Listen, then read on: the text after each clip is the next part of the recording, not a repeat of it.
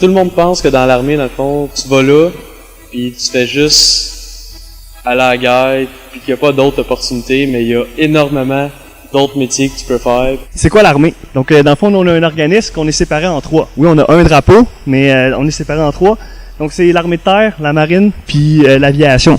Donc, moi, je fais partie de l'armée de terre. Chacun est disponible. Vous pourriez vous-même faire ça à temps partiel, là. Chacun des 3, là.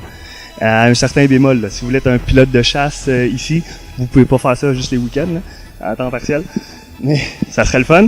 Mais vous pourriez être pilote d'hélicoptère à temps partiel, par exemple. Vous, ce que vous connaissez sûrement, c'est l'armée régulière. Fait que l'armée régulière, c'est le soldat que vous connaissez, là, qui fait ça de sa carrière à temps plein. Il fait ça, il est payé 7 jours sur 7, puis il fait ça à l'année longue. D'accord? Bon, on a de la réserve aussi dans les forces canadiennes.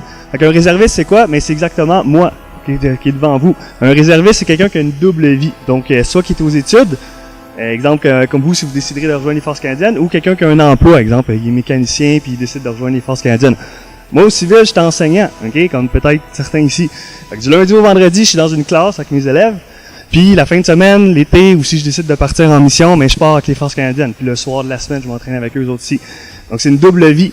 Donc oui, c'est une job étudiante, l'armée, puis ou une deuxième carrière. Puis ça, le monde ne le savent pas. Puis comme Antoine a dit, on s'imagine tout de suite qu'on est, dès qu'on rejoint l'armée, on est dans une tranchée en Afghanistan, là, on peut se faire tirer dessus, là. C'est pas ça l'armée, ok? Au fond, de la façon que ça marche, pour vous éclairer, là, l'armée, là, c'est tout dépendant de ce que vous faites, là, c'est sur base volontaire, ok? Comme moi, exemple, mon contrat, là, toutes les missions, c'est sur base volontaire. On me le demande pour faire une mission. Ok? Moi, quand j'ai joint les forces canadiennes, je faisais un bac en enseignement.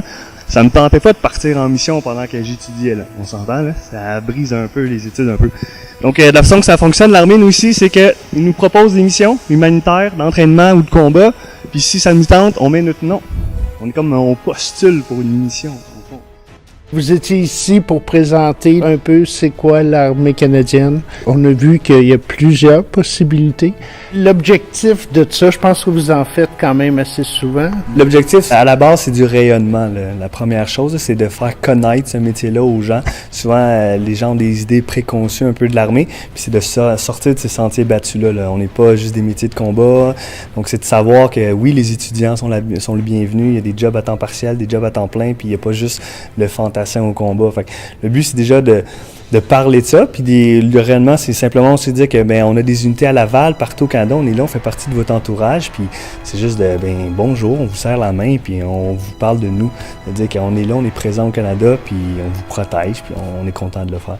Puis toi, Antoine, tu es en secondaire 5, tu termines tes études là, secondaires cette année, puis tu as fait un peu de recherche. Puis c'est ça qui t'a amené à inviter le caporal Fournier à venir faire une présentation. Oui, dans le fond, depuis novembre, je fais les procédures pour pouvoir faire cette conférence-là.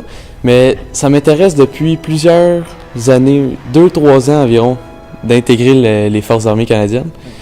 Puis c'est en janvier que j'ai été voir à la base de recrutement à Montréal. Et puis en mai, fin mai, il faut que je passe un examen écrit pour savoir mes compétences. Les objectifs, disons 4 ans, 5 ans, ce serait quoi? Mon plus grand rêve, ce serait de devenir tireur d'élite dans les Forces armées canadiennes ou de rejoindre les unités spéciales. Ça, j'aimerais ça vraiment. C'est en haut de la pyramide. C'est pas impossible, ça se peut, mais ça demande du cœur au ventre. Beaucoup d'efforts, beaucoup de détermination. Bravo, puis bonne chance à vous deux. Merci à vous.